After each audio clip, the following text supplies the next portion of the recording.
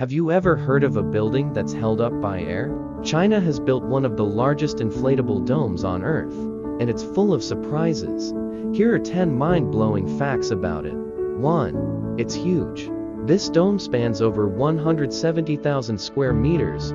That's larger than 8 football fields combined. It's one of the biggest air-supported structures ever made. 2. No beams, no pillars.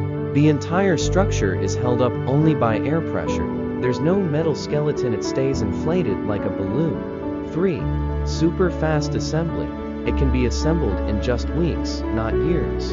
Compared to traditional buildings, this is ultra-fast infrastructure. 4. Earthquake resistant. Despite being inflatable, it's designed to resist earthquakes, strong winds, and heavy snow. Flexibility is its strength. 5. It's energy efficient. The dome's internal climate is controlled with up to 90% less energy than a normal building of the same size. 6.